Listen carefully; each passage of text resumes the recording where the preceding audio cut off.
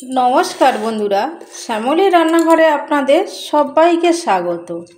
তো প্রতিদিনের মতন আমি আবারও আজকের চলে এসেছি আপনাদের সঙ্গে শেয়ার করব কাচকি চুনো মাছের রেসিপি। তো দেখুন বন্ধুরা, মাছগুলো খুব সুন্দর ঝরঝরে, এখানে ফ্রেশ মাছ একদম।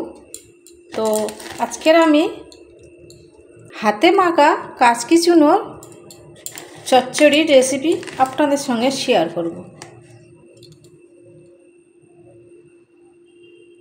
সবগুলো একদম একই সাইজের।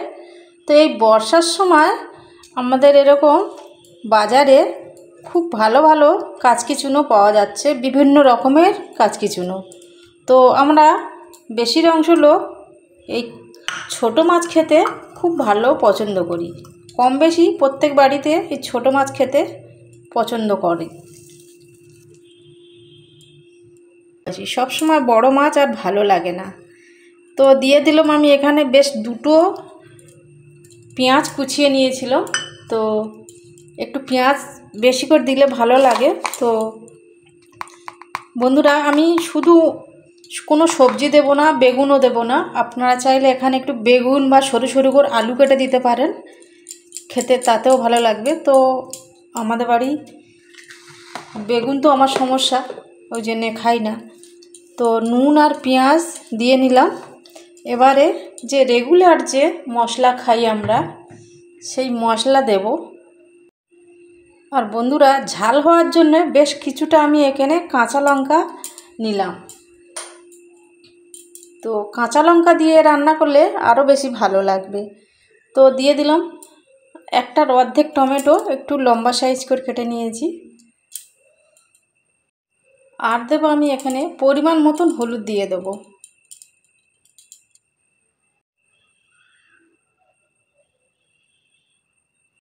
তো ঝাল হওয়ার জন্য কাঁচা লঙ্কা দিয়েছি, আর কালার হওয়ার জন্য এখানে আমি একটু কাশ্মীরি লাল লঙ্কার গুঁড়ো দিয়ে দিলাম।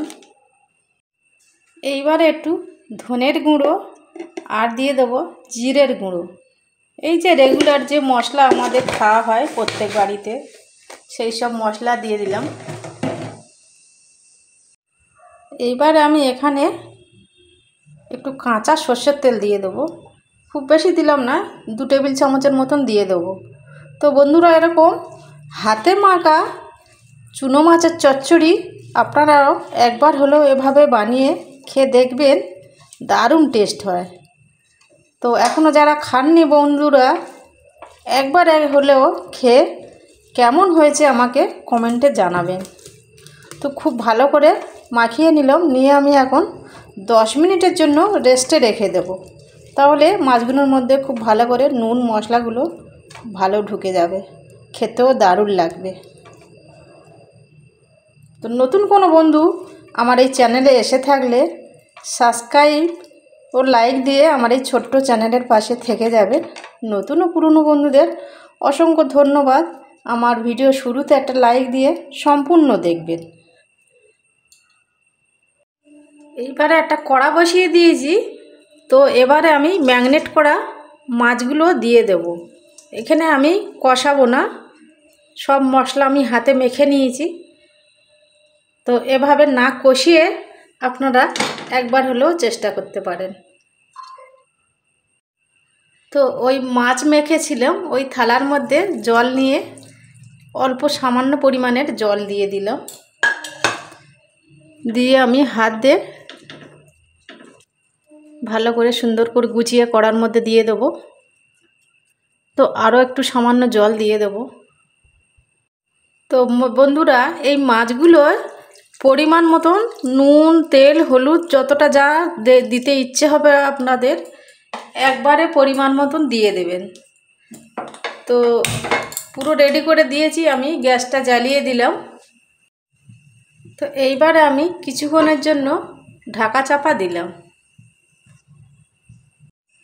তো বন্ধুরা, গ্যাসের ফ্লেমটা আপনাদের যেমন প্রয়োজন লো ফ্লেমে বা মিডিয়ামে রেখে রেখে রান্নাটা করবেন।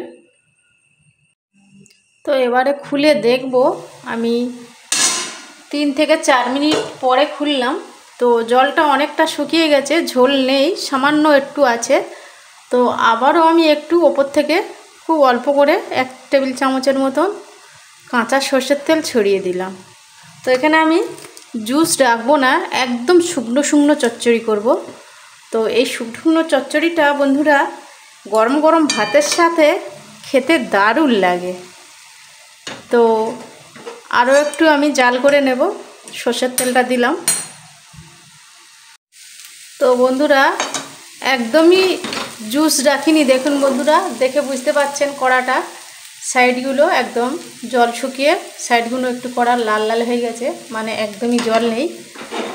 তো বন্ধুরা এই চুনো মাছের হাতে মাখা চচ্চড়ি দিয়ে অনেকটা ভাত খেয়ে নেওয়া যায়। তো এখানে আমি আর নাড়াচাড়া করব না, নাড়াচাড়া করলে মাছগুলো ভেঙে যাবে। তো হয়ে গেছে। তো আমি একদম শুকনো শুকনো চচ্চড়িটা করেছি, আপনারা চাইলে একটু জুসও রাখতে পারেন। তবে আমার এই শুকনো চচ্চড়িটা খেতে খুবই ভালো লাগে। আমার তো আর কিছুই লাগবে না, এই চুনো মাছের চচ্চড়ি দিয়ে আমি অনেকটা ভাত খেয়ে নেব, মানে পুরো ভাতটাই খাবো। আর আমার এক্সট্রা কোনো ডিম মাছ আর লাগবে না। তো বন্ধুরা চলুন বন্ধুরা, এবারে আমি বিদায় নেওয়ার সময় হয়ে এসছে। তো আর বেশিক্ষণ আপনাদের সঙ্গে কথা বলবো না, ভিডিওটি তাহলে অনেক বড় হয়ে যাবে।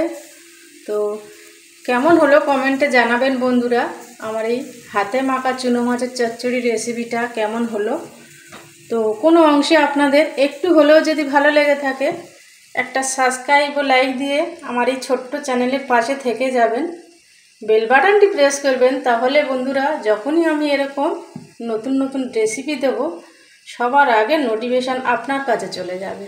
সবাই সুস্থ থাকবেন, খুব খুব ভালো থাকবেন। আবার দেখা হবে নতুন কোনো দিনে নতুন কোনো ভিডিওর সঙ্গে। নমস্কার, টাটা, বাই।